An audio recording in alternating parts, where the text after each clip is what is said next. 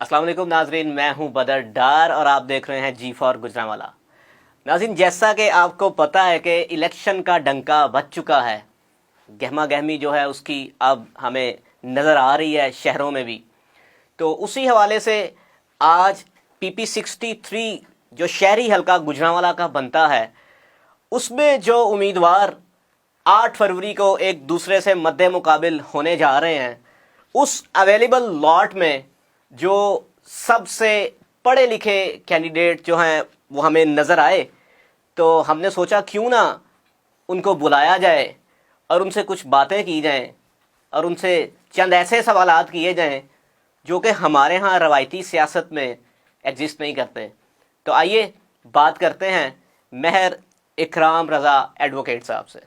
السلام علیکم۔ وعلیکم السلام سر، کیسے ہیں؟ الحمدللہ، بالکل آپ رہیں۔ الحمدللہ۔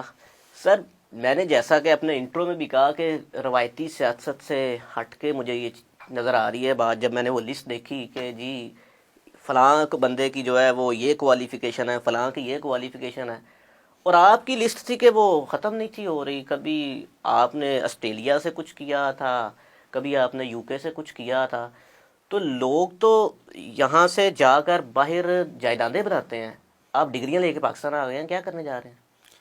جی، سب سے پہلے میں آپ کا شکریہ ادا کرتا ہوں کہ آپ نے مجھے موقع دیا تاکہ میں اپنے جو بھی منشور ہے اس حوالے سے آپ سے بات کر سکوں۔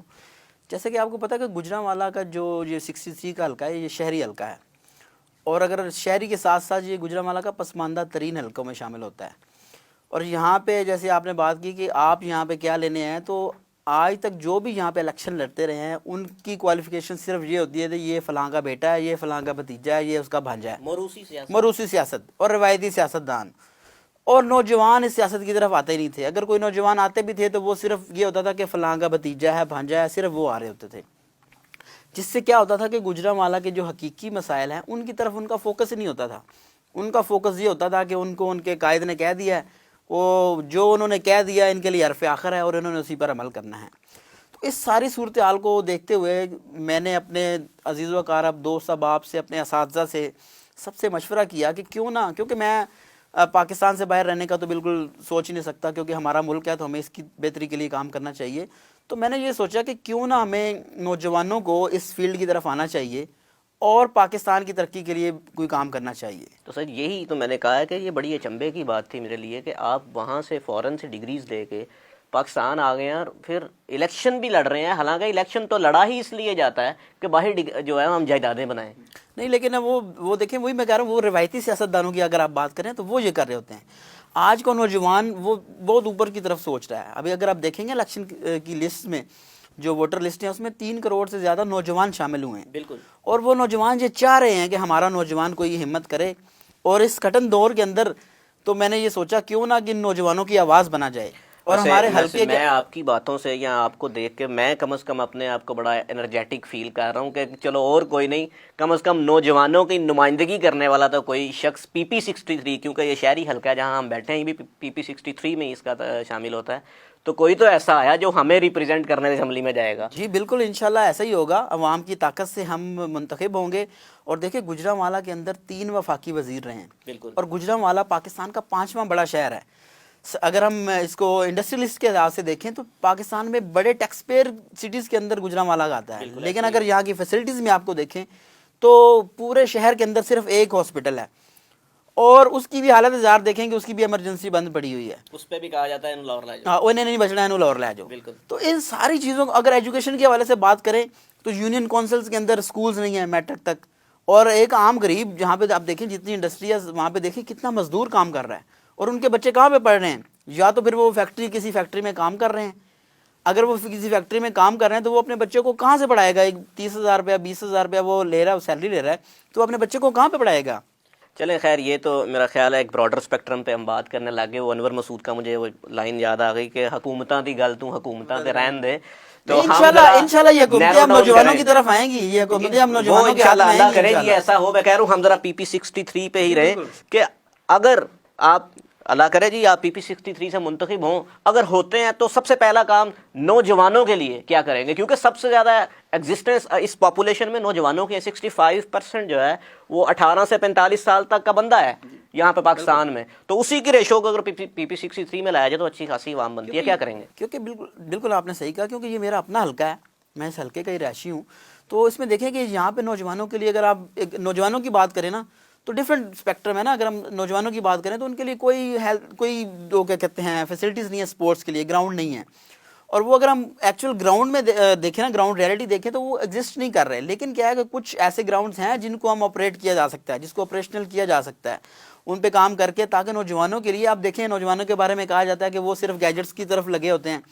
تو ان کو گیجٹس سے آپ نے گراؤنڈ کی طرف، ہیلتھی فیسلٹیز کی طرف لانے کے لیے ان کو فیسلٹیز دینی ہیں. تو ان کے لیے ہم کوشش کریں کہ جو بھی نان آپریشنل گراؤنڈز ہیں، کوئی ایسی جو اسپورٹس کمپلیکس ہیں، وہ گورنمنٹ کی طرف سے آپریشنل کیے جائیں. تو انشاءاللہ وہ کوشش ہوگی کہ نوجوانوں کے لیے جو بہتر طریقے سے ان فیسلٹیز کو آپریشنل کیا جائے. اکرام صاحب، میں آپ کی باتیں سن رہا ہوں، باتیں آپ بہت اچھی کر رہے ہیں، لیکن میرا سوال پھر وہیں کھڑا ہے کہ یہ جو باتیں آپ کر رہے ہیں، اگر یہاں پہ جس کے ساتھ آپ کا مقابلہ ہے، جتنے بھی لوگ ہیں، کوئی ایک پارٹی کی یا کسی ایک بندے کی میں بات نہیں کر رہا، اگر ہم ان کی باتیں، ان کے نعرے سنتے ہیں تو وہ کوئی کہہ رہا ہے میں گلی بنا دوں گا، میں فلاں چیز کر دوں گا، تمہارے گھر راشن ڈال دوں گا، اور آپ کہہ رہے ہیں میں گراؤنڈز کھلواؤں گا لوگوں کے لیے تاکہ لوگوں کی اگلی آنے والی نسلیں کھیل سکیں. باتیں تو مطلب آپ اگلی نسل کی کر رہے ہیں، لیکن وہ جو ہے وہ ایک شارٹ ٹرم اپنا مفاد دیکھ رہے ہیں، تو لوگوں کو یہ کیسے کنوے کر سکیں؟ نہیں بالکل، دیکھیے آپ پاکستان کا اصل جو ایشو ہے نا وہ بھی یہی ہے کہ ہم صرف روایتی سیاست کی طرف، روایتی طریقہ انداز سے ہم الیکشن لڑتے آ رہے ہیں. وہ کوئی کہتا ہے کہ فلاں نے میرے بندے کے پاس سے فلاں چیز پکڑی گئی تو پولیس نے اس کو پکڑ لیا، فلاں ایم پی نے، فلاں امیدوار نے ایس ایچ او کو فون کر کے میرے بندے کو چھڑوا دیا اس لیے میں نے اس کو ووٹ دینا ہے. ہمیں ان ساری چیزوں سے نکل کر ہمیں ملک کی طرف آنا چاہیے. ہمیں وہ کام سوچنے چاہیے جس سے ہمارے ملک کا فائدہ ہے. ہمیں ایجوکیشن کی طرف آنا چاہیے، ایجوکیشن فیسلٹیز کی طرف دیکھنا چاہیے، ہمیں ہیلتھ فیسلٹیز کی طرف دیکھنا چاہیے. ہمیں چاہیے کہ ہم ہر یونین کونسل کے اندر ہاسپٹل ہو، ڈسپینسری ہو، فری ڈسپینسری ہو. اب ایک غریب کا بچہ وہ ایک پرائیویٹ ہاسپٹل میں کہاں سے علاج کروائے گا؟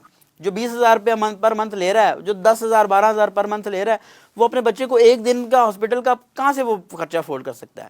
آپ کے خیال میں پی پی 63 کا سب سے بڑا مسئلہ کیا ہے جس کو آپ ریپرزینٹ کرنے جا رہے ہیں؟ پی 63 کا سب سے بڑے اگر مسائل کو میں لسٹ کروں نا تو اس میں سب سے بڑا ہیلتھ اینڈ ایجوکیشن کا ایشو ہے. اس میں پراپر ہیلتھ اینڈ ایجوکیشن کی فیسلٹیز نہیں ہیں. اس کے بعد اگر ہم بات کریں تو صاف پانی کی، آپ نے ہیلتھ اینڈ ایجوکیشن کی بات کی، آپ کو لگتا ہے کہ سنگل مطلب آپ کو اگر سنگل آؤٹ کیا جائے تو آپ اکیلے یہ کر سکتے ہیں؟ کیونکہ یہ تو پالیسی میکر جو ہیں یا جن کا ایک حکومت بنتی ہے ان کا کام ہے، فیڈرل یا پروویژنل سطح سے یہ پالیسی جو ہے وہ ٹرکل ڈاؤن اس کا ایفیکٹ آتا ہے. تو آپ یہ ہیلتھ اور ایجوکیشن پہ کیسے سنگل ہینڈلی؟ دیکھیں میں تو اس چیز پہ بلیو کرتا ہوں کہ ایک سنگل پرسن جو ہے نا اگر وہ آواز اٹھائے نا اور وہ کمیٹڈ ہو تو وہ بہت کچھ کر سکتا ہے. لیکن معذرت کے ساتھ ہم جس قوم کا حصہ ہیں وہ صرف جنازوں کے پیچھے آواز اٹھانا جانتی ہے. آپ بالکل صحیح کہہ رہے ہیں، لیکن اس قوم کو لیڈ کرنے کی بھی ضرورت ہے نا. اس قوم کو اگر لیڈ کریں تو یہ آپ کے ساتھ بھی کھڑی ہوتی ہے. اگر آپ دیکھیں، اگر کوئی بھی آپ ہسٹری کی ایگزامپل دیکھ لیں، کسی کی بھی دیکھ لیں، تو کوئی کسی ایک شخص نے ہی آواز علم بغاوت بلند کیا اور لوگ اس کے ساتھ کھڑے ہو جاتے ہیں. چلیں اس سے آگے چلتے ہیں. آپ نے کہا ہیلتھ اینڈ ایجوکیشن پی پی 63 کا سب سے بڑا مسئلہ ہے، اس سے آگے جی اس میں آپ دیکھیں کہ گوجرانوالا کے اندر صاف پانی کی سہولت میسر نہیں ہے. اگر اوور آل میں بات کروں نا، جیسے آپ نے کہا نا کہ کیسے ایک سنگل پرسن کیسے کر سکتا ہے، تو میرا جو سمجھنا ہے، جہاں تک میرا نالج ہے، پاکستان کو اللہ تعالیٰ نے بہترین قدرتی وسائل سے نوازا ہے. پاکستان کا ایشو وسائل کا نہیں ہے، پاکستان کا ایشو مینجمنٹ کا ہے. اگر میں آپ کو مثال دیتا ہوں، فار ایگزامپل آج ایک ایشو ہوتا ہے، آپ کا کوئی دوست، اب آپ کوئی اس کو آپ سول ہاسپٹل میں لے کے جاتے ہیں، آپ کو وہاں پہ اچھی فیسلٹیز نہیں مل رہی، آپ کو بیڈ نہیں مل رہا. ایک سیاسی فون کرے گا اور اسی ہاسپٹل میں ایم آر آئی بھی ہو، اس کا ٹائملی ہو جائے گا، ادروائز اس کو 2 مہینے کا ٹائم مل رہا ہوگا، اس کا ایکس رے بھی فوراً ہو جائے گا، اس کو ہر طرح کی میڈیسن بھی اسی ہاسپٹل سے مہیا ہو جائیں گی. یہی ایشو ہے کہ وہاں پہ سارا کچھ موجود ہے، لیکن اس کو مینیج کرنے کے لیے کیونکہ سارے کرپٹ ہوئے پڑے ہیں، وہ ان کو سننے والا، ان کو جس نے پوچھنا ہے وہ بھی کرپٹ ہے، جس کو پوچھنا ہے وہ بھی کرپٹ ہے. تو ان ساروں کے لیے مینجمنٹ کا ایشو ہے. تو اس کے لیے اگر ہم اس کمیٹڈ ہو کے، اگر جس طرح ہم نے نوجوانوں نے فیصلہ کیا ہے، تو کمیٹڈ ہو کے ان ایشوز کو ہم فوکس کریں تو یہ ساری چیزیں بہتر ہو سکتی ہیں. آپ کو لگتا ہے پی پی 63 کی عوام آپ کی آواز پر، اور خصوصاً پی پی 63 کی یوتھ آپ کی آواز پر لبیک کہے؟ جی الحمدللہ، بالکل. پی پی 63 کی عوام سے ڈسکس کر کے، اپنے دوست احباب، عزیز و اقارب، اپنے بزرگوں سے، نوجوانوں سے، سب سے یہ ڈسکس کر کے ہم نے یہ فیصلہ کیا، اور سب نے اس بات کا عزم ظاہر کیا کہ وہ میرے ساتھ چلیں گے. اور اس سفر کے اندر وہ میرا ساتھ دیں گے اور بھرپور طریقے سے ساتھ دیں گے، اور انشاءاللہ ہم اس علاقے سے روایتی سیاست کو دفن کر دیں گے۔ دیکھ لیں جو آپ کا اس سے پہلے جو یہاں سے PP63 جو اب کہا جا رہا ہے، جو کینڈیڈیٹ یہاں پہ مسلم لیگ نون کے جو پہلے بھی جیتے تھے یہاں سے وہ موجود ہیں، وہ 17,000 کی لیڈ ہے ان کی۔ دیکھیے میں ایک بات پہ وہ کہتا ہوں کہ زندگی کے اندر نا ہر کام جو ہے نا وہ ایک دفعہ پہلی دفعہ ہوتا ہے، ہاں تو انشاءاللہ یہ بھی پہلا ہوا کا جھونکا ہوگا جو گوجرانوالا کی جو روایتی سیاست کو دفن کرے گا انشاءاللہ۔ جی ناظرین، یہ ہمارے ساتھ موجود تھے ماہر اکرام صاحب۔ میں انہی الفاظ کے ساتھ سم اپ کرنا چاہوں گا کہ آپ کے سامنے ہی ہے، نوجوان کی عادت ہے، تو مجھے بھی وہ اقبال کا ہی وہ ایک شعر یاد آ گیا کہ خرد کو غلامی سے آزاد کر، جوانوں کو پیروں کا استاد کر۔ تو دیکھتے ہیں پھر PP63 میں جوان پیروں کی استادی کرتے ہیں یا نہیں، تو یہ فیصلہ تو 8 فروری کو ہوگا۔ دیکھتے رہیے G4 گوجرانوالا۔